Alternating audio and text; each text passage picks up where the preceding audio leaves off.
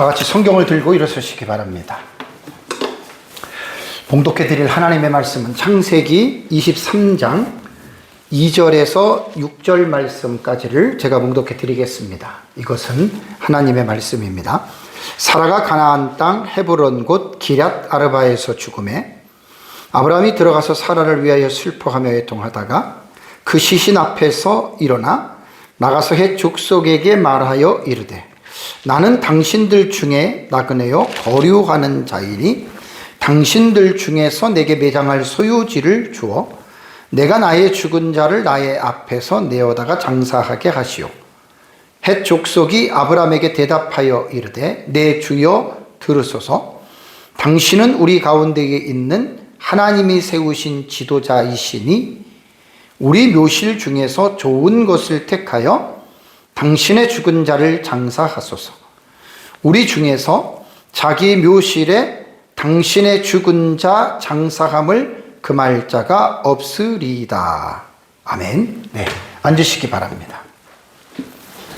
오전 예배 시간에는 제가 창세기 23장 1절 말씀 한 말씀만 가지고 제가 설교를 했습니다.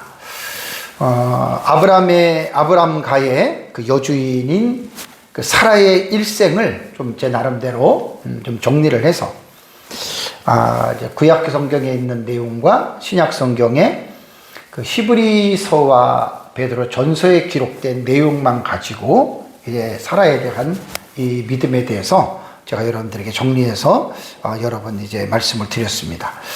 창세기 23장도 사라가 죽은 후에 아브라함이 이제 그 사라의 매장지를 에브론의 소유인 막벨라 굴을 돈을 주고 삽니다. 근데 이것도 그냥 우리가 그냥 읽는 것보다는 여기에 상당한 어떤 그 언약 신학적인 부분에서나 또 하나님 나라 사상에서 상당히 중요한 의미들이 있습니다. 그것은 이제 한 절 한 절 제가 이제 본문을 이렇게 주해해 가면서 좀 그런 부분들은 제가 여러분들에게 이제 말씀을 드리도록 그렇게 하겠습니다.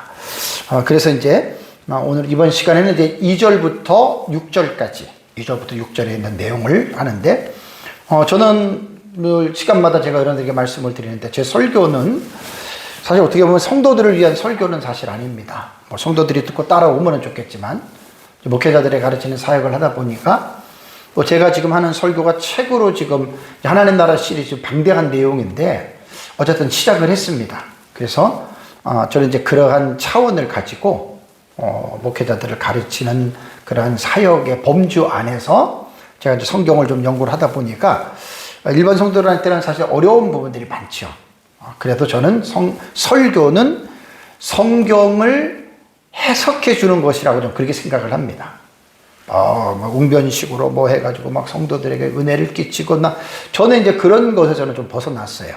그게 잘못됐다는 건 아닌데 어쨌든 저는 성경을 주의하는 차원에서 한 절에 있는 참 힘들어요. 힘들지만 제가 한 35년 목회를 하고 설교를 계속하면서 제가 자신 있게 어떤 설교가 가장 올바른 설교일까라고 말을 한다면 두말할 나위가 없습니다. 주의 설교입니다.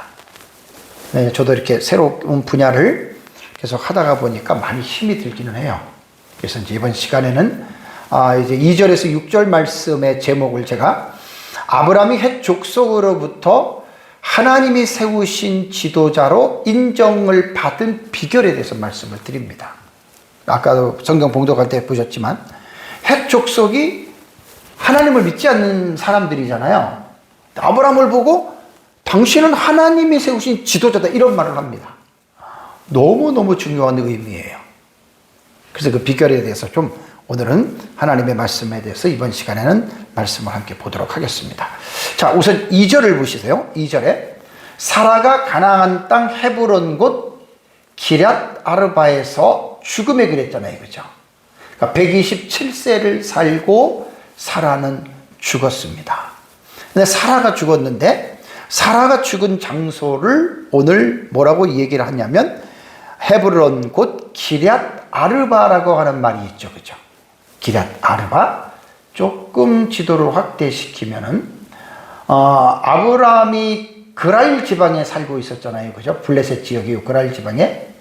그랄 지방에 살고 있다가 이제 브엘세바 쪽으로 내려와서 브엘세바 쪽에서 이제 아브라함이 어디로 가냐면 헤브론으로 갑니다. 헤브론, 여기 헤브론. 여기 헤브론이에요. 염의 바로 옆에 쪽이죠. 서해 쪽으로 이렇게 나오잖아요. 헤브론에서 막벨라 굴에 이제 사라를 장사를 지낸다. 그 부분을 지금 성경은 말하고 있는데 바로 헤브론이 요 지역이라고 하는 거, 기랏 아르바 요 지역으로 아브라함이 장막을 이제 옮겼습니다. 나중에 이제 아브라함이 25장의 그 설교가 끝나면 12장부터 이렇게 아브라함이 왔다 갔다 한 이런 지도들이 또 있어요. 그걸 가지고 제가 한번 총정리를 그렇게 하도록 하겠습니다. 오전에 말씀드린 대로 사라의 인생은 127년을 살았다. 참 120. 지금으로 말하면 상상할 수 없는 나이지만 이 당시에는 아브라함이 175세를 살았기 때문에 아브라함에 비하면 적게 사는 거예요. 어쨌든 127세를 살았고, 그리고 나서 이제 오늘도 여기 본문에 보면 죽음에 그랬잖아요. 죽음에 사라가 죽었어요. 127살을 살고. 그 다음에 아브라함이 가서 이제 슬퍼하며 애통한다는 말이 있는데, 오전에 제가 말씀을 드렸죠. 사라가 죽고 어떻게 됐어요? 127세를 살고 어떻게 됐어요? 자, 죽었어요. 죽은 후에는 어떻게 되죠? 본문에는, 성경에는 안 나와요. 그래서 제가 히브리서 11장 16절은 제 설교가 지금 하나님 나라 시리즈의 주제 설교이기 때문에 성경 전체를 지금 연결해 가는 거거든요. 그러니까 히브리서 11장 16절에 그들이라고 하는 이 존재들은 히브리서 11장을 보면 아담부터 시작된 모든 구약시대의 선진들을 생각하면 됩니다. 그들이 이제는 더 나은 본향, 그러니까 본향은 본향인데 더 나은 본향이에요. 그러니까 이 세상의 본향이 아니에요. 근데 그 본향은 사모하는데 어디에 있냐면 하늘에 있는 본향이다. 이게 하나님 나라예요. 이게 하나님 나라예요. 이러므로 하나님이 그들의 하나님이라 이끌음을 부끄러워하지 아니하시고 그들을 위하여 한 성을 하나님께서 준비했다라고 하는 여러분 그런 말입니다. 그래서 여기서 말하는 한 성은 이제 요한계시록 21장과 22장 5절까지 보면은 새하늘과 새 땅, 새 예루살렘 성이 있죠. 그죠? 그게 바로 천국인데, 오전에 제가 아까 여러분들에게 잠깐 말씀을 드린 대로 지금 예수 믿고 사람이 죽으면 천국 가지요. 근데 그 가는 천국이 새 예루살렘 성은 아니에요. 이렇게 말을 하면 대부분 이런 말을 대부분 처음 듣거든요. 안타까운 게 뭐냐면 성경이 그걸 얘기하고 있는 거예요. 그러니까 요한계시록 21장과 22장은 계시록 20장이 무슨 내용을 말하는지 잘 봐야 돼요. 19장에 예수님 재림하고 20장에 천년왕국이 일어나고 천년왕국이 끝나고 그 다음에 죽은 자들 부활하고 최후의 심판, 크고 힘보자 심판을 통해서 그 다음에 이제 새 예루살렘 성에 들어가잖아요. 그럼 뭐가 차이가 나냐면 20장에서는 죽은 자들이 다 부활해요. 지금 죽은 사람들은 영혼만 천국에 가는 거예요. 육신은 땅에 묻히고 무덤에 묻히고. 그래서 예수님 재림하고 계시록 20장에 천년왕국이 끝나고 죽은 자들이 부활할 때 천국이나 지옥에 있는 영들이 나와서 이 땅에 있는 육체와 다시 합친단 말이에요. 그게 부활이에요. 예수님을 보십시오. 예수님은 십자가에 죽으시고 예수님은 육체는 무덤에 장사 지냈잖아요. 그죠? 그 영은 어디가 계셨어요? 하나님 나라가 계셨죠. 물론 베드로전서에 보면은 그 영이 이제 음부에 내려가서 이런 해석도 있고 한데 어쨌든 그렇게 됐다가 그 예수님 3일 만에 다시 부활했잖아요. 그러니까 죽은 육체와 예수님의 죽음은 영혼과 육체가 분리되는 거잖아요. 부활은 땅에 있는 육체와 천국과 지옥에 있는 육체가 마지막 날에 부활한다는 말은 합쳐지는 거예요. 근데 지금 육체와 부활한 육체는 겉모습은 같을지 모르지만 본질이 달라요. 그래서 계시록 21장의 새 예루살렘 성은 마지막 구원이 최후로 완성된 후에, 우리가 지금 예수 믿고 죽어서 천국 간 거는 구원의 완성이 아니에요. 영혼이 천국에 가 있는 것이지 육체는 땅에 있잖아요. 그래서 우리가 예수 믿고 죽으면 천국 간다라고 하는 말은 지금 이 시대에는 영혼만 천국 가는 거고, 마지막 날에 하나님께서 죽은 자를 살리시는 부활 때, 그때 구원이 그때 비로소 완성되는 거예요. 그래서 부활체가 계시록 21장 22장 5절까지 새 예루살렘 성에 들어가서 거기서 영원히 사는 거예요. 이렇게 간단한 내용들을 사람들이 거의 천국에 대한 기본적인 지식들이 없어요. 그래서 이런 얘기를 하면 깜짝들 놀래요. 이게 뭔 말인가? 뭔 말은 뭔 말이에요. 가장 간단한 정리를 제가 해드린 건데요. 천국은 아무려면 이 세상보다 천국이 좁겠어요? 공간면으로 볼 때? 말이 안 되죠. 이 세상 우주를 한번 생각해 보세요. 우주는 끝이 있지만 인류 문명이, 과학이 그렇게 발달해도 우주의 끝을 발견 못 하잖아요. 천국은 이 세상보다 더 광활하면 광활했지 좁지는 않아요. 그러니까 천국 그러면 계시록 21장에 나타나는 새 예루살렘 성만이 천국이다. 그 사람은 참 성경을 몰라도 정말 모르는 사람이에요. 그래서 성경을 보다 넓고 깊고 체계 있게 여러분 우리가 성경을 잘 봐야 됩니다. 그래서 우리는 사라가 127세를 살고 죽은 모습을 보면서 사라의 모습뿐만 아니라 그게 우리의 모습이에요. 언제 내가 죽을지 어떻게 알아요? 여러분들도. 아무도 모르는 거예요. 그래서 인생은 마지막 종착역이 있는데 늘 제가 인용하는 말이 히브리서 9장 27절. 한 번 죽는 것은 사람에게 정해졌어요. 어떤 사람이든지 죽음을 피해갈 사람은 지금까지 하나도 없어요. 다 죽어요. 하나님이 정해진 거예요. 왜? 죄 때문에. 그럼 정해진 것이고 그것으로 죽고 끝나느냐? 아니거든요. 그 후에는, 죽은 후에는 뭐가 있다? 심판이 있다. 죽음, 그 다음에 뭐가 하나 있고 마지막에 심판이에요. 이런 구조예요. 심판. 그럼 죽음 이후에 여기가 이제 제가 종말론 설교할 때 중간기 시대라 그랬죠. 중간기 시대. 부활할 때까지. 그러니까 죽고 부활할 때까지가 이게 중간기라 그래요.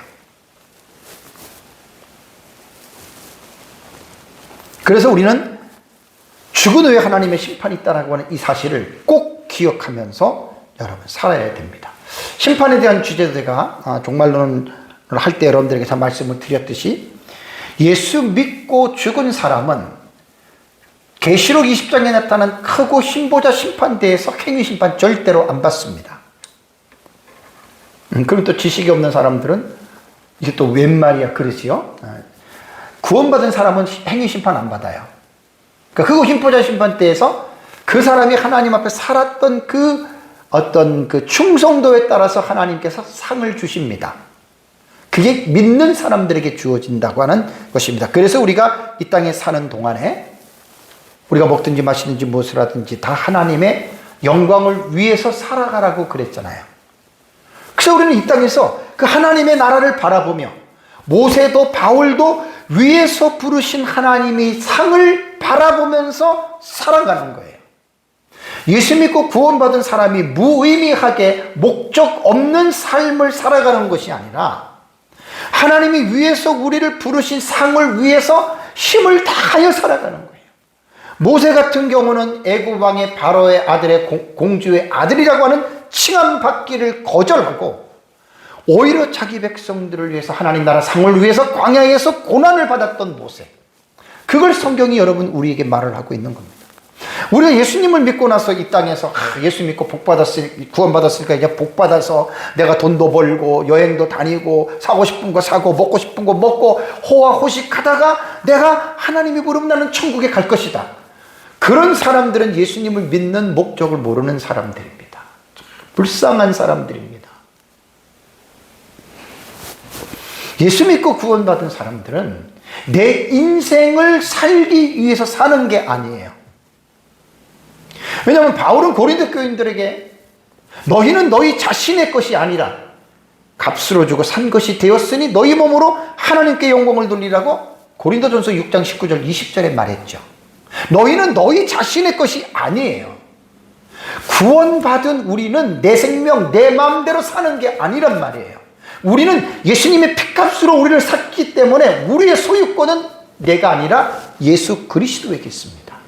그래서 구원받은 사람들은 세상에 살 때 내 뜻을, 내 삶을 이루기 위해서 사는 것이 아니라 나를 구원하신 그 하나님의 그 뜻과 의지를 발견하고 그리고 그 뜻대로 살아간다라고 하는 것.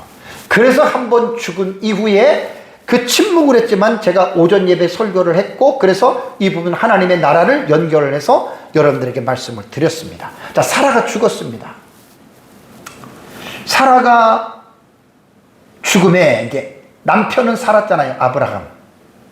아브라함이 시신 있는 곳에 들어가서 사라를 위하여 슬퍼하며 애통하다가 그랬습니다. 여기서 이제 우리가 조금 말씀을 제가 드리는 게요. 슬퍼하며 애통하다가 그랬잖아요. 그죠? 지난주에 우리 대한민국 국민 배우로 사랑받았던 고 이순재 배우가 이 세상을 떠났다는 안타까운 소식을 들었죠. 얼마 전까지만 해도, 오히려 초까지만 해도 건강하게, 그죠?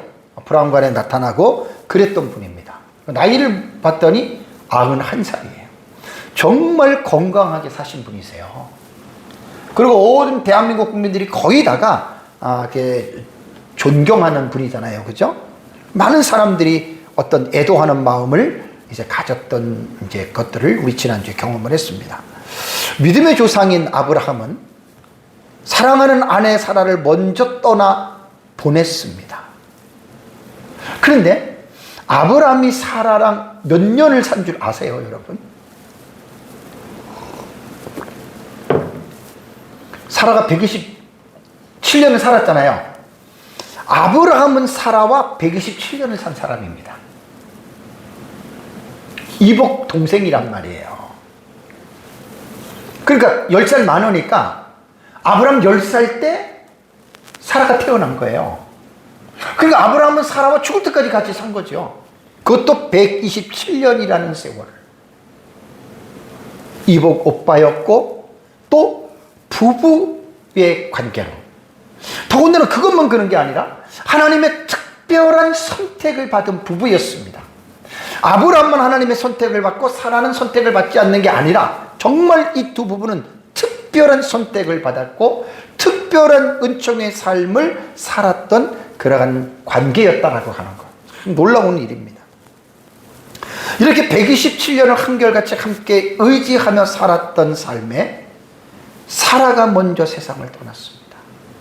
어릴 때는 동생으로서 한 가정에서 그렇게 동생을 보호하면서 살다가 성인이 돼서 결혼하게 되는 그러한 관계까지 이르렀는데 그 아내가 그 당시로 볼 때는 아브라함이 175세까지니까 더 살 수도 있었던 나이였지만 사라가 먼저 세상을 떠났습니다. 그래서 성경은 뭐라고 얘기하냐면 아브라함이 들어가서 사라를 위하여 슬퍼하며 애통하다가라는 말을 했습니다. 슬퍼했다, 애통했다라고 하는 말은요,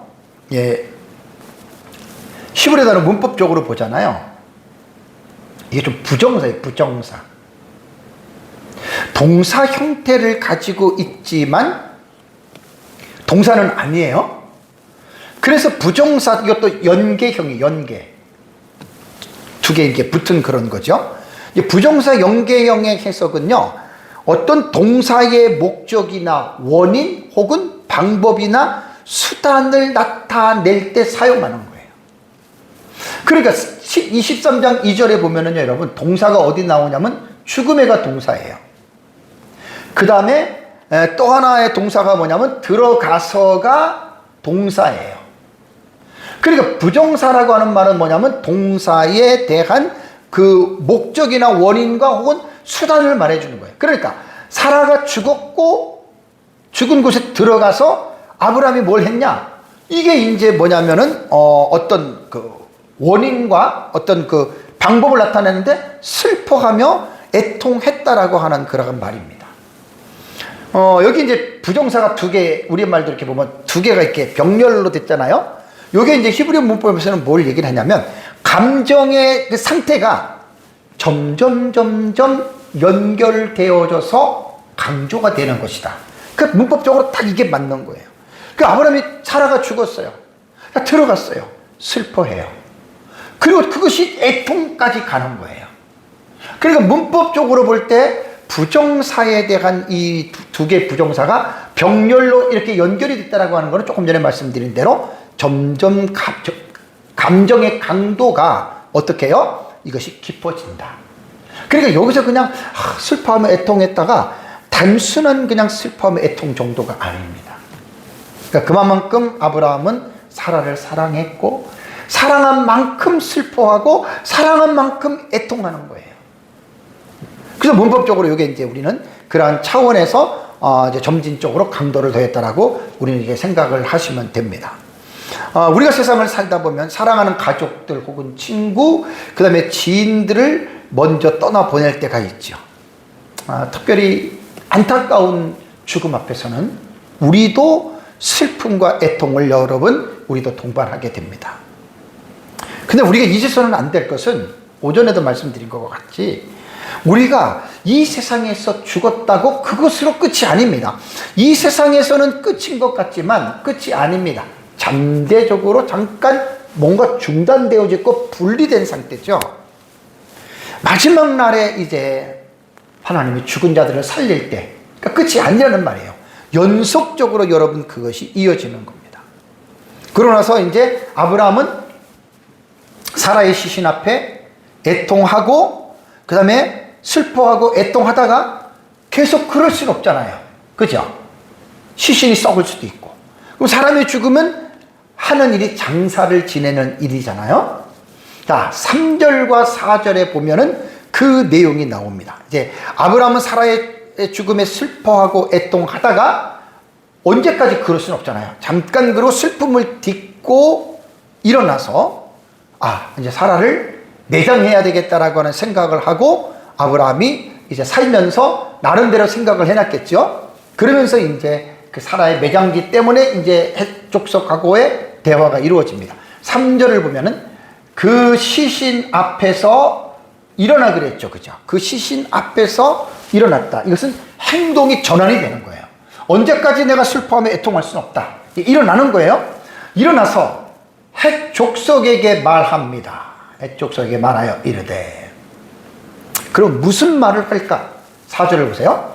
나는 당신들 중에 나그네요 거류하는 자인이라는 자기 자신을 지금 말을 합니다. 여기 보면 나그네라고 하는 단어가 있어요. 그죠? 여기 아브라함이 자신을 헷 족속에게 뭐라고 자기 자신을 밝혀, 나그네라고 하는 말은 히브리어로 게르라고 하는 단어입니다. 이 단어는 그냥 이방인 혹은 나그네로서 정착 기반이 없이 타국에 와서 그냥 머무는 외국인을 가르쳐요. 이게 게르라고 하는 단어고, 우리말 명사 거류자는 토샤브라고 하는 말은 앉다, 거주하다, 정착하다라고 하는 뜻으로서 한 지역에 좀 오랫동안 거주하는 자를 거류자 토사브라고 얘기를 합니다. 토샤브. 그러니까 여기서 지금 뭐냐면 아브라함의 헷 족속에게 나는 당신들 중에 나그네요 거류하는 자라고 하는 말은 뭐냐면, 나는 정착 기반이 없는 타국인이다. 나는 타지에서 왔다. 그러면서 나는 당신들 땅에서 여기 거류한다라고 하는 말은 뭐냐면, 당신들 땅에서 그래도 나는 오래 내가 머물러 있지 않았느냐, 그 말입니다. 그렇게 자기 자신을 말을 하면서 이제 뭐라고 지금 이야기를 하냐면, 아브라함은 헷 족속에게 당신들 중에서 내게 매장할 소유지를 달라고 말을 합니다. 왜요?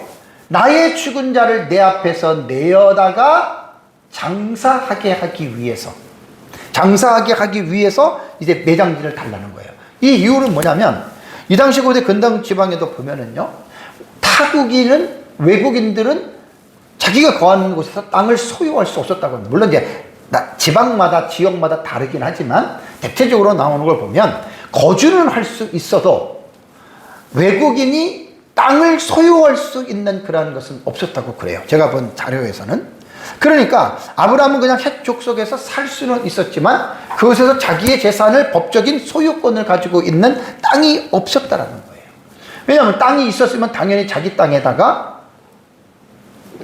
매장을 할 거 아닙니까? 땅이 없었기 때문에 아브라함이 이제 헷 족속에게 이제 정중하게 지금 요청을 한 거예요.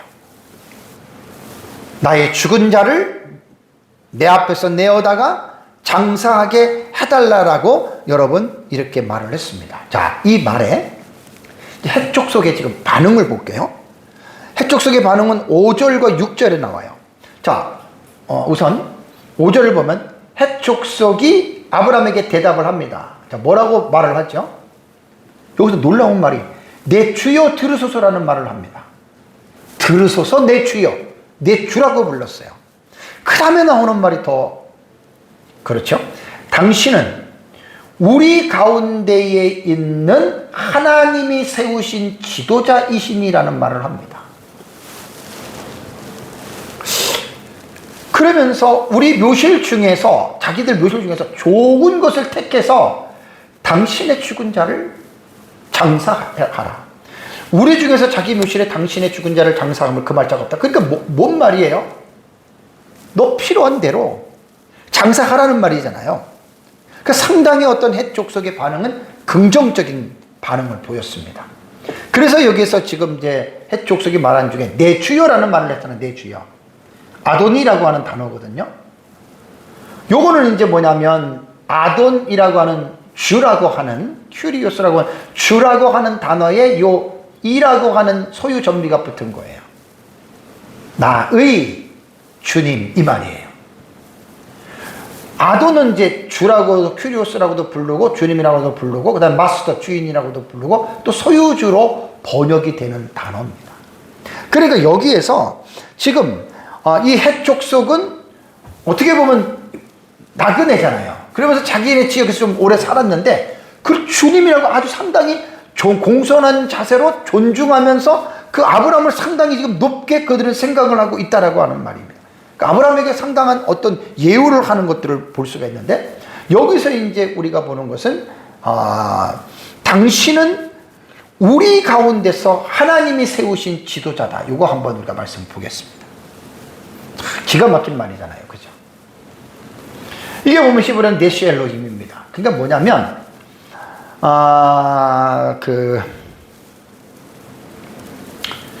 네시라고 하는 여러분 이 단어는 뭐냐면 이게 우두머리라는 거예요. 군주 혹은 지도자. 엘로힘은 하나님이에요. 그러면 당신은 하나님께서 세우신 리더십이다. 그 말이거든요. 여기서 우리가 한번 생각해 봅시다. 자, 아브라함은 하나님의 선택으로 말미암아 하나님 알았어요. 사라도 알았어요. 그리고 아브라함의 가문에 있는 사람들도 아브라함을 통해서 하나님을 믿는 사람들이 있었을 거 아니에요. 그렇죠? 그러면 과연 아브라함이 살고 있는 헷 지방에서도 헷 족속들 중에서도 하나님을 이들이 알고 하나님을 믿었을까? 이건 사실 정확한 정보는 없어요. 제가 볼 때는 여기서 이 사람들이 엘로힘이라고 해서 어떤 사람들은 엘로힘은 하나님이니까 헷 족속이 하나님을 믿었다라고 말을 하지만 그렇지 않습니다. 지난번에도 말씀드릴 때 엘로힘이라고 하는 여러분 이 단어는요 이방 신들을 부를 때에도 엘로힘이라고 하는 단어를 썼습니다. 히브리 성경에 보면, 구약 성경에 보면. 그러니까 엘로힘을 썼다고 해서 구약 성경에 여호와 하나님을 믿었다는 건 아니에요. 이방 신들도 엘로힘이라고 불렀기 때문에. 여기서 우리가 중요한 거 하나를 오늘 설교에서 우리가 하나를 발견하는 거예요. 아브라함은 헷 족속으로부터 존경을 받았잖아요. 존경을 받은 것으로 끝나는 게 아니라 아예 아브라함이 믿는 하나님, 그 하나님이 당신을 세우신 지도자가 아닙니까? 라고 하면서 아브라함이 믿는 여호와 하나님을 헷 족속, 이방인들은 헷 족속이 알고 인종했다라고 하는 말입니다. 정말로 헷 족속이 하나님을 알았을까요? 아까 말씀드린 저는 그렇다고 보지 않습니다. 자, 이런 비슷한 예가 또 하나 나오는데 창세기 21장 제가 설교할 때 말씀드렸죠. 아브라함이 블레셋 사람의 땅에 거할 때 그랄 지방에 아비멜렉 왕이 군대 장관 비고를 데리고 와서 아브라함과 상호 평화 협정을 언약을 맺자고 왔죠. 그죠? 근데 아비멜렉이 아브라함에게 무슨 말을 합니까? 아비멜렉이 아브라함에게 지금 아브라함을 지금 그랄 지방에 지낼 때 사라를 잠깐 뺏겼잖아요. 그러면서 이제 그 문제가 해결이 되고 몇 년 안 지났단 말이에요. 몇 년 안 지난 다음에 찾아와가지고 하는 말이 언약을 맺자고 한 거예요. 근데 언약을 맺자고 하는 말 속에서 우리가 놀라운 말이 뭐냐면 아비멜렉이 아브라함에게 내가 너를 보니까 하나님이 늘 너와 함께 하는 것을 내가 봤다는 거예요. 이거 21장 설교했을 때 말했잖아요. 그죠?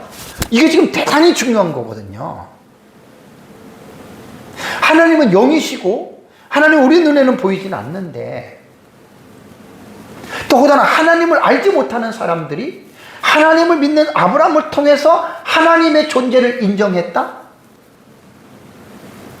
어떻게 보면 오늘날 교회가 우리 성도들이 이런 자들이 되어야 된다는 말이에요. 우리가. 그러니까 해촉석이 당신은 하나님이 세우신 지도자라고 하는 이 말씀 속에는 그들이 하나님을 직접 알았다기보다는 아브라함의 삶을 보니까 뭔가 아브라함은 다른 사람하고 확연히 달랐다는 말이에요. 여러 가지로 모든 면이 너무나 달랐기 때문에 그 사람들끼리 뭔가 수근수근 냈을 거 아니에요. 저 아브라함이라고 하는 사람은 뭐 쭉쭉 자기네끼리 얘기를 하면서 어쩌면 저렇게, 그러니까 쉽게 말하면 아브라함이 살아가는 삶의 모든 내용들이요 하나님이 100% 다 간섭했던 내용입니다. 오늘 사실 설교에 제가 하이라이트의 핵심이 이걸 지금 강조하는 거예요. 지금 오늘날 우리 그리스도인들이 하나님을 믿으면서 세상 사람들에게 존경은 못 받고 오히려 어떤 우리들의 잘못들이 너무나 많이 드러나서 세상 사람들은 기독교를 개독교라고 비하하는 말들을 아마 15년 전부터 나왔을 거예요. 그러니까 완전히 지금 아브라함 상황하고 완전히 다르잖아요. 그죠?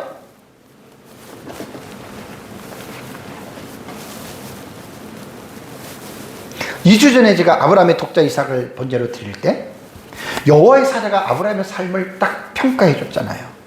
이제야 내가 하나님을 경외하는 줄 알았다는 말을 하죠. 그죠? 그래서 제가 그때 경외라고 하는 이 예레라고 하는 이 단어는 야레의 칼 분사형이에요. 이게 정말로 중요합니다. 아브라함은 하나님을 야레했다. 이 말은 뭐냐면 경외했다라고 하는 말이거든요. 경외라고 하는 뜻은 뭐 두려워하다, 무서워하다, 경외하다라고 하는 말입니다. 조금 표현하기 어렵죠. 그러니까 예를 들면 내가 누구를 존경해. 정말 그 사람은 존경해. 그럼 존경하는 사람 앞에서는 우리가 말도 행동도 모습도 정말 조심하잖아요. 그죠? 그러니까 경외는 뭐냐면 존경의 극치예요. 존경의 극치. 이것이 칼 형태의 분사형이라고 하는 말은 분사형은 그 행동이 지속적으로 진행되는 상태를 말하는 게 여러분 이게 분사형입니다. 그러니까 내가 이제야 나 여호와를 경외하는 줄 알았다라고 하는 말은 뭐냐면 이삭을 번제로 드리는 그때만 경외한 게 아니라는 말이에요. 그 이전부터 아브라함은 하나님을 어떻게 해요? 경외하는 삶을 살아왔다는 거죠. 창세기 12장부터 아브라함의 삶을 제가 몇 가지로 요약을 하면요. 아브라함은 가는 곳곳마다 뭘 했습니까? 가는 곳곳마다 제단을 쌓다 그랬죠. 제단을 쌓다라고 하는 말은 뭐냐면 하나님을 예배하는 겁니다. 우리가 주일날 성경을 갖고 교회 와요. 믿지 않는 사람들이 봐요. 저 집 어디 가지? 교회 가는구나. 이런 거죠. 그러니까 아브라함이 가는 곳마다 제단을 쌓고 하나님께 거기서 예물을 드렸다라고 하는 말은 오늘날로 말하면 예배를 드리는 거예요.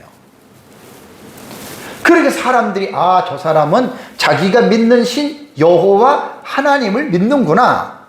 그러니까 이제 이런 것들이 아브라함이 하나님을 경외했기 때문에 가는 곳마다 제단을 쌓은 거고요. 또 하나는 두 번째, 아브라함의 삶을 통해서 우리가 발견할 수 있는 게 뭐냐면, 아브라함은 늘 하나님과 영적인 교제하는 삶을 살았습니다. 영적인 교제는 우리가 기도를 생각하면 됩니다. 창세기 20장에 아비멜렉이 사라를 취한 사건으로 하나님께서는 아비멜렉 가문의 태의 문을 싹 닫았죠. 그죠? 그 하나님이 그 태의 문을 풀어줄 때 어떤 수단을 사용하십니까? 아브라함의 기도. 그게 영적으로 교제잖아요, 기도가. 그래서 아브라함이 하나님께 기도하니까 하나님이 아비멜렉의 가문에 묶여있던 태의 문을 싹 여니까 임신을 하잖아요. 자, 이런 것들이 지금 뭐냐면 아브라함이 하나님을 경외하는 모습들이 이런 식으로 지금 나타난다는 말입니다. 다음에 세 번째는 아브라함의 삶 속에서 우리가 관심을 가져야 될 대목이 뭐냐면 이웃을 사랑하는 삶을 살았습니다. 아브라함은. 창세기 18장에 두 천사와 여호와가 아브라함에게 나타났죠. 그죠? 나타났을 때 아브라함은 처음부터 여호와의 천사인지 하나님인지 몰랐어요. 사람의 모습으로 왔기 때문에. 근데 아브라함이 어떡합니까? 나가서 엎드려 절하고, 그 다음에 우리 집에 와서 쉬라 그러고, 발을 씻겨주고, 좋은 음식을 준비한다고 했잖아요. 그죠? 이 사건을 히브리서 저자는 뭐라 그랬습니까? 아브라함이 부지 중에 천사를 대접했다. 그러니 너희들도 세상을 살면서 사람을 대접하는 삶을 살아라. 이게 뭐냐면 사람을 사랑하는 사람이라는 거예요. 사람을 사랑하면 사람을 그렇게 여러분 대접할 수 있다는 말입니다. 그러니까 아마 아브라함은 그러한 삶도 늘 그렇게 이웃을 사랑하는 삶을 아브라함이 살았다라고 우리는 봐도 틀리지 않습니다. 그 다음에 이제 마지막 네 번째는 뭐냐면 아브라함의 삶을 보면은요, 항상 하나님의 은혜와 복이 머뭅니다. 이거는 앞에서 아비멜렉이 한 2, 3년 동안은 살면서 봤잖아요. 내가 어디서 무엇을 하든지 항상 하나님이 너와 함께 하심을 내가 봤다. 이 말이잖아요. 그러니까 사실 아브라함이 가나안에 들어가서 아브라함이 정말 살았던 삶은요, 정말 아브라함의 삶을 통해서 주변에 있는 사람들이 신이 존재한다. 아브라함이 믿는 그 야훼 여호와 하나님 진짜 존재한다. 그것을 많은 사람들이 여러분 보았다라는 이야기예요. 그래서 헷 족속이 당신은 여호와께서 세우신 뭐라고요? 지도자이라고 이렇게 지금 그들이 인정을 하고 있지 않습니까? 하나님이 세우신 지도자라는 거. 그럼 이들이 아브라함을 그렇게 생각하고 있었단 말이에요. 이들이 아브라함을 그렇게 생각하고 있었는데 그렇다면 이들의 반응이 뭘까요? 왜냐하면 아브라함이 지금 요청을 했잖아요. 내 죽은 아내 사라를 위해서 장사할 매장지를 좀 내게 달라. 이것도 지금 요청을 한 거예요. 그러니까 이제 23장 6절에 헷 족속의 반응이 우리 묘실 중에서 좋은 것을 택하여 당신의 죽은 자를 장사하소서. 그러면서 우리 중에 자기 묘실에 누구든지 간에 자기 묘실에 당신의 죽은 자를 장사함을 금할 자가 없으리이다라고 하는 이 말을 합니다.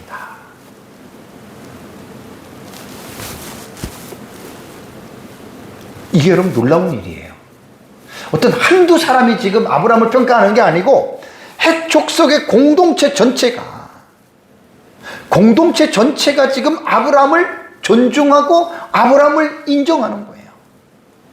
아브라함을 보니까 진짜 아브라함이 믿는 신이 정말 계시네, 살아계시네, 이거를 지금 말을 하는 거예요. 제가 오늘 설교를 조금 더 뒤로 전개할까 하다가 6절까지 자른 이유는 이거는 진짜 우리가 적용면으로 볼 때 한국교회 안에 너무나 지금 시급한 문제 아닙니까?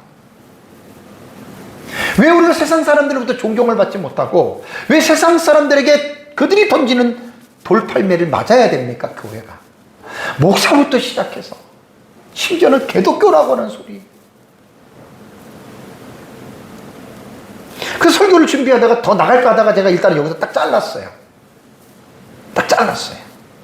그리고 이 의미를 제가 또 한번 다시 마지막 결론적으로 좀 확대해서 좀 이 부분을 가지고 오후 설교는 내가 좀 종교를 지으려고 합니다. 진짜 아브라함은요, 이 시대 우리 그리스도인들에게 완전한 롤 모델이 되는 분입니다. 롤 모델. 이번 시간에 설교의 결론부로서 아브라함이 하나님을 경외하고 타인으로부터 인정받는 삶에서 우리가 잊어서는 안 될 사실이 있습니다. 지난주에 제가 이런 내용의 얘기를 마지막에 좀 했어요. 그래서 이번 주에는 반복되더라도 또 해야 되겠다는 생각이 강하게 들어서 지난주보다는 조금 더 제가 깊이 있게 좀 내용을 좀 강조를 하려고 합니다. 자, 여기서 이제 말씀을 드리는데, 우리는 그렇잖아요. 어떻게 불신자들이 아브라함을 보고 하나님이 세우신 지도자라고 알고 있고 하나님을 봤을까? 오늘날 예수 믿는 우리에게 지금 이것이 제일 중요한 거예요. 사실 따지고 보면. 응? 여기서 두 가지를 제가 지난주에 강조했죠. 첫 번째는 아브라함이 잘나서만 그렇게 된 것이 아니다. 기억나시죠? 아브라함이 해족속으로부터 존경받고 그들이 아브라함에게 호의를 베푸는 것들은 아브라함이 잘했다기보다는, 아브라함이 잘한 것 뒤에 또 얘기를 할 거예요. 먼저 우리가 잊어서는 안 될 게 뭐냐면, 아브라함의 삶의 배후에서 아브라함에게 은혜를 베푸셨다라고 하는 하나님의 섭리, 지난주에 일반 섭리와 특별 섭리 설교할 때 말씀드렸죠. 그죠? 하나님의 도움을 잊지 말라는 거예요. 하나님의 섭리를 잊지 말라는 거예요. 이것은요, 오늘날 저와 여러분들에게 똑같이 적용이 됩니다. 우리가 세상에 살면서 우리에게 주어지는 여러 가지의 좋은 은혜와 복들이 있잖아요. 대부분 사람들은, 내가 열심히 기도하고 내가 하나님 말씀 열심히 순종하고 내가 잘했기 때문에 내가 이렇게 복을 받은 거야, 이렇게 생각할 수 있거든요. 틀린 말은 아니지만 이렇게 생각하기 이전에 잊어버려서 안 될 게 뭐냐면, 하나님이 나에게 이러한 복을 주셨다, 이걸 잊지 말라는 거예요. 지금 제가 하나님이 이렇게 하게 했구나라고 하는 이 사실을 여러분 잊지 말라는 거예요. 아브라함에 대한 여러분 그 내용은 제가 늘 12장 설교할 때부터 얘기를 했잖아요. 창세기 12장 1절과 3절에 하나님이 아브라함에게 땅을 주고 자식을 주고 복의 통로가 되게 한다 그랬죠. 그죠? 이거는 죽을 때까지 잊으면 안 돼요. 최소한 창세기 12장부터 신약성경 끝까지는 이것이 기준이 돼야 돼요. 이것이 기초돌이 돼야 돼요. 어느 시대든 간에 신약시대에도 아브라함을 믿음의 조상으로 불렀던 것처럼 우리에게도 마찬가지예요. 우리에게도. 창세기 12장 1절과 3절에서 하나님께서 아브라함에게 세 가지의 복을 주시겠다고 약속하신 것을, 이거를 잊지 말아야 되고, 하나님이 창세기 12장에 아브라함과 언약을 맺을 때 쌍방의 조건으로 맺은 거 아니라 그랬어요. 일방적 언약이에요. 아브라함이 아무것도 없어요. 그냥 하나님이 내가 너에게 자식 주고, 그 다음에 하나님께서 땅도 주고, 그리고 너에게 복을 줘서 너를 복을 통로를 만들겠다, 이거는 아브라함 행위하고 상관없어. 그냥 하나님이 일방적으로 그렇게 말씀을 하신 겁니다. 여기서 한번 제가 예를 들어 볼게요. 애들 보통 돌 지나고 2살 정도, 2~3살 되면은 애들 밖에 나갈 때 이제 자전거라던가 애들 이렇게 조그만 차, 이렇게 밖에 달린 차 있잖아요. 그죠? 그럼 거기 보면 핸들이 있어요. 핸들.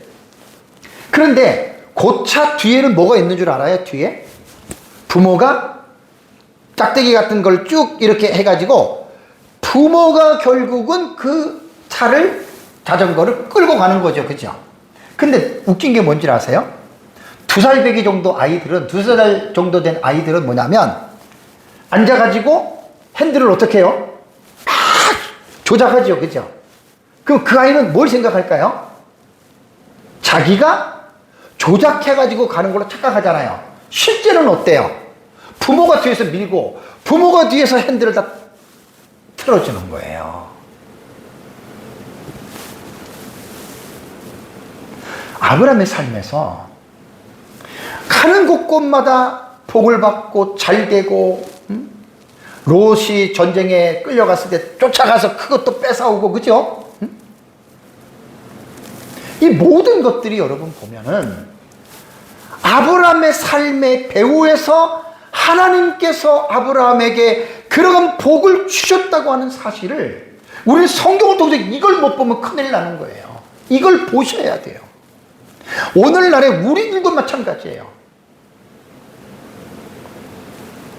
내가 열심히 하던, 여러분들의 남편이 열심히 하던, 자식이 열심히 하던, 그래 우리가 잘 됐다? 거기서 여러분들 끝나면 안 돼요. 배후에서 하나님이 우리에게 복을 주셨구나, 하나님이 우리에게 이렇게 도와주셨구나, 모든 좋은 것들은 다 하나님이 주셨다, 이렇게 보셔야 돼요. 자, 야고보서 1장 17절 볼까요? 온갖 좋은, 보세요. 온갖이 온갖, 모든 거죠. 좋은 은사와 온전한 뭐가? 선물이, 좋은 것들 다 들어가죠.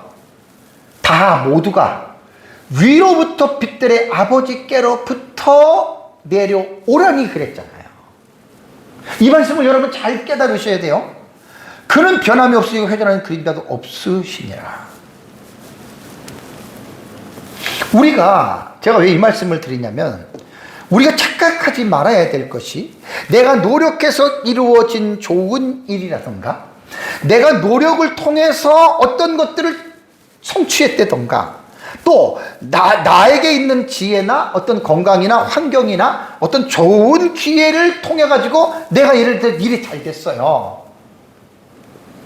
그러면 여러분, 그것도 위로부터 빛들의 아버지께로부터 내려왔다라고 하는 걸 믿으셔야 돼요. 그 많은 사람들, 하나님 안 믿는 사람들 이걸 인정 안 해요. 왜 하나님이죠? 내가 했는데 이러잖아요. 내가 해서 내가 이렇게 돈 벌었지 무슨 하나님이죠? 그럼 불신자예요, 불신자.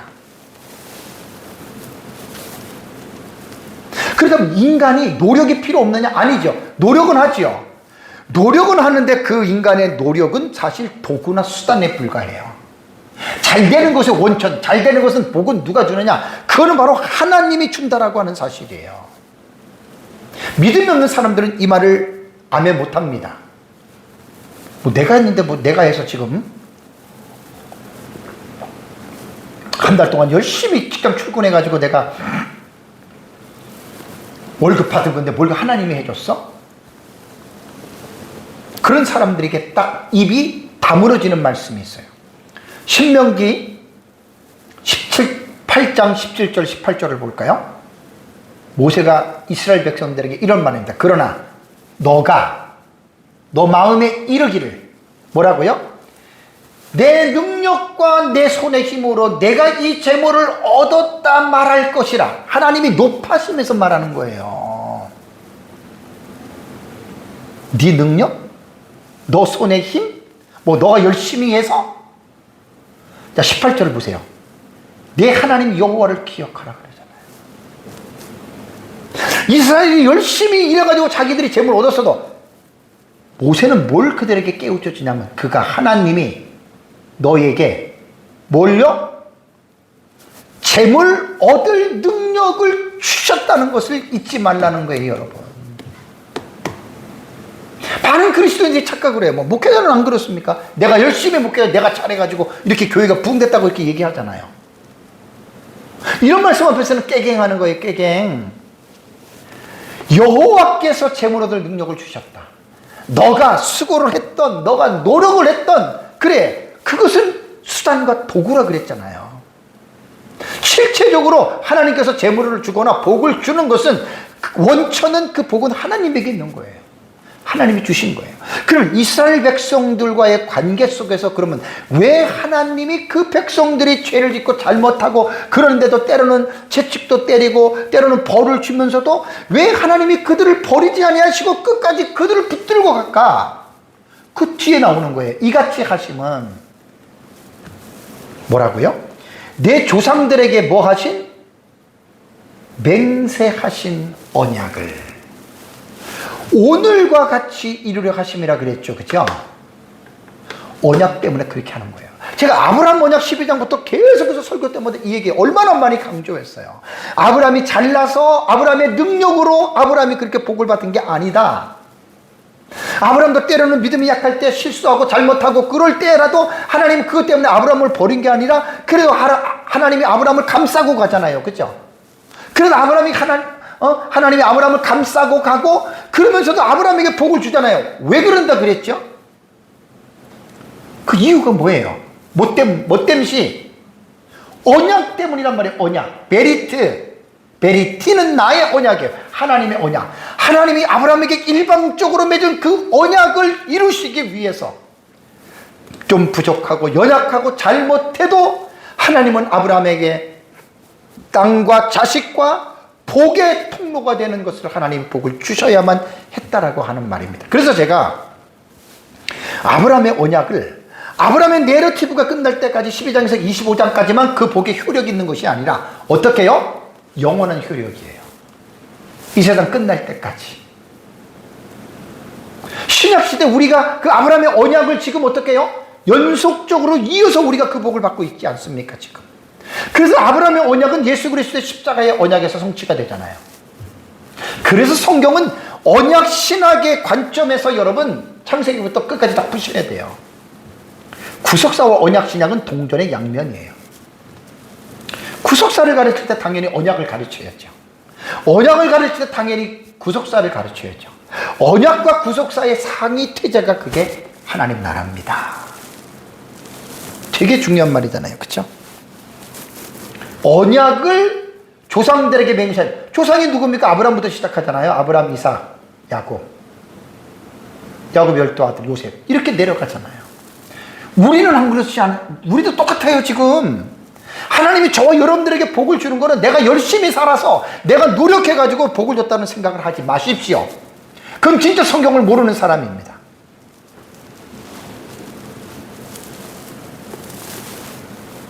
그렇다면 모든 좋은 것들이 위에 계신 하나님으로부터 내려오는 것이기에 인간은 아무것도 할 필요가 없는가?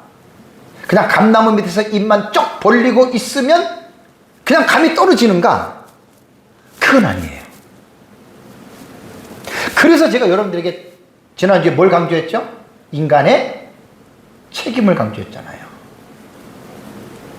하나님께서 은혜로 모든 것들을 하나님이 하시지만 거기서 끝나는 게 아니라 인간 편에서 볼 때는 인간의 책임이 있다라고 하는 거.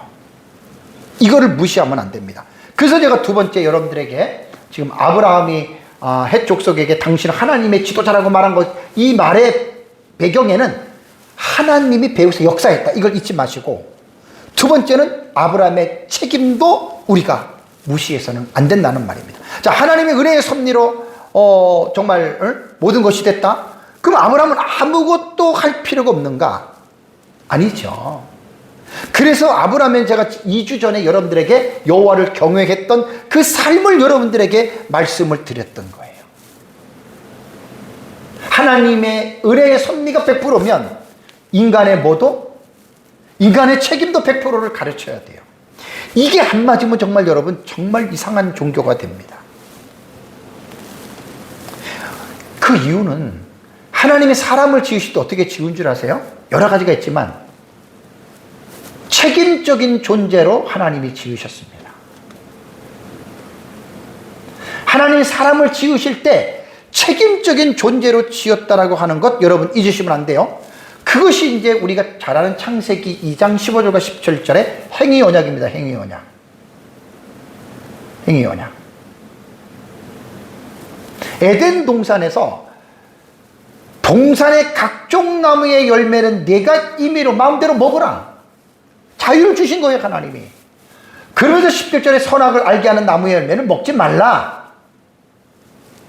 내가 먹는 날엔 반드시 죽으리라. 먹고 안 먹고는 누가 결정해요? 아담과 하와가 결정하죠. 그게 책임이라는 말이에요.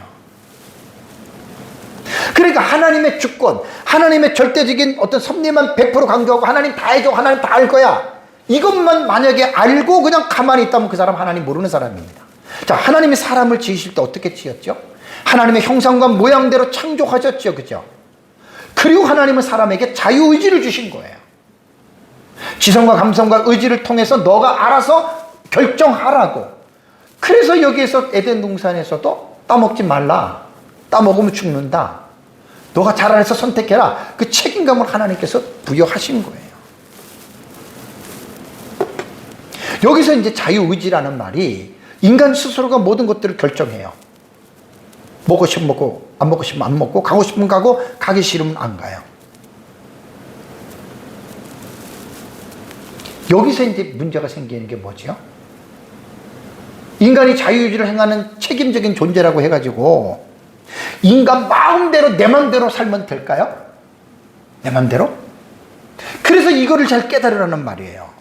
왜냐하면 성경은 절대로 그렇게 말 안 해요. 아까 행위 언약에서도 따먹으면 죽는다. 너 죽으려면 따먹어. 따먹으면 너 책임이야. 이 말이거든요. 성경 전체에 이런 말이 얼마나 많이 나오는지 몰라요. 히브리서 9장 27절에 한 번 죽는 것은 사람에게 정해진 것이요 그 후에는 뭐가 있다? 심판이 있어요. 많은 사람들이 세상을 살면서 인생은 내 맘대로 자기 멋대로 살면 된다는 것으로 착각을 하는 거예요. 이런 말씀을 기억하셔야 돼요. 누구나 다 죽어요. 심판이 있어요. 마지막 날에 하나님의 심판이에요. 전도서 11장 9절에도 청년이여, 몇 번 제가 말씀드렸죠? 내 어린 때를 즐거워하며 청년의 마음에 기뻐하여 마음에 원하는 길들과 내 눈이 보는 대로 어떻게 행하라. 너 마음대로 살라. 즐겁고 기쁘고 뭐 내가 하는 대로 그냥 살아가라는 말이에요. 그러면 이 말씀을 볼 때는 그래, 인생은 그렇지. 내 인생은 내가 즐기는 거지. 그래서 뭐 자기 막 육체의 감정과 욕망을 따라서 막 살아가잖아요, 세상 사람들은. 그죠? 못된 짓도 하고 쾌락도 즐기고. 근데 여러분, 성경은 문장이 행하라 여기서 끝난 게 아니죠. 그죠? 뒤에 접속사가 나오잖아요. 그러나 반어적인 의미를 갖고 있는 접속사잖아요. but은, 그러나는. 뭘 강조하는 줄 아세요? 하나님이 이 모든 일로 말미암아, 이 모든 일은 뭐 어릴 때 즐거워하고 기뻐하고 마음에 원하는 이렇게 막 살았던 거예요. 이 모든 일로 말미암아 너를 뭐 할 줄 알라? 심판하실 줄 알아라. 이 뭔 말을 하는 거예요? 응? 네 마음대로 멋대로 살지 말라는 거잖아요. 그죠? 잘 구별해서 살아가라는 말이잖아요. 그래서 하나님이 인간을 책임적인 존재로 지었다는 말이에요. 전도서 12장 14절에도 하나님은 모든 행위와 모든 은밀한 일을, 은밀하다는 말은 뭐예요? 사람들이 모르고 혼자서 했던 그런 일들이 있죠. 모든 사람들 다 선악간에 뭐 한다? 심판하시리라. 우리나라의 정권이 바뀔 때마다 죄를 진 사람들이 항상 불안하죠? 그 죄지면 발 뻗고 못 자는 거예요. 그래가지고 사정의 칼날에 전부 다 죄가 딱 드러나잖아요. 심판이 있어요. 그러므로 하나님은 각 사람에게 자유의지를 주셨지만 각 사람이 행한 그 행위에 대해서도 엄중하게 하나님이 어떻게 해요? 책임을 물으십니다. 그래서 제가 늘 강조하는 대로 하나님 주권 100%, 인간의 책임은 몇 프로? 0%? 100%예요, 인간의 책임도. 그러니까 같이 강조를 해줘야 되는 거예요. 하나님의 주권만 강조해서 마치 하나님이 모든 것 하니까 마치 우리는 안 해도 된다라는 논리가 아니에요.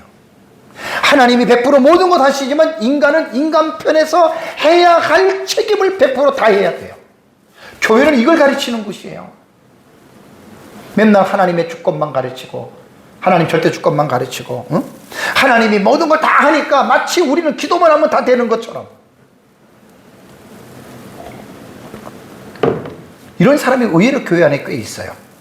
목회자들도 그렇고 성도들도 그렇고. 하나님만 강조해. 하나님이 다 해주셔. 그럼 뭐 하라는 거예요, 우리는? 기도만 하래. 그 미신적인 사람이에요, 미신적인 사람. 기도는 책임 있는 기도를 배우셔야 돼요, 처음부터. 책임감 없는 무조건 그냥 하는 그런 기도, 잘못된 기도예요. 그다 종교 중독자들이 반복적으로 하는 기도예요. 나는 주변에 기도 많이 하는 사람들 보면 간혹가다 그런 사람들 보게 돼요. 종교 중독자들. 기도는 많이 한다고 좋은 게 아니에요. 무슨 말인지 알아요? 성경을 너무들 모르고 막 무조건 성경만 많이 읽어라. 그거 아니에요. 왜 무조건 성경만 읽어요? 어려운 성경을 무조건 읽는다고 깨달아져요? 성경을 이해할 수 있는 책과 더불어서 성경을 많이 읽어야지. 이단과 사이비들의 교주들의 특징을 보면 성경만 읽는 사람들입니다. 전혀 다른 책은 안 읽어요. 성경을 깨닫기 위해서 원어, 신학적인 책들 안 읽어요. 그러니까 성경을 지 마음대로 읽어가지고 지 마음대로 만들어, 그게 이단과 사이비가 되는 거예요. 제가 이 부분 너무나 잘 알기 때문에 그런 사람들 보면 너무 내 마음이 아파요.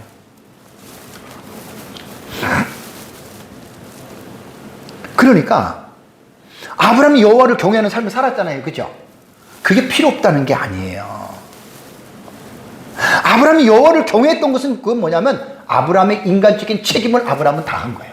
오늘날 우리는 어때요? 저와 여러분은 우리 여호와를 경외하는 삶을 살아야죠. 그죠?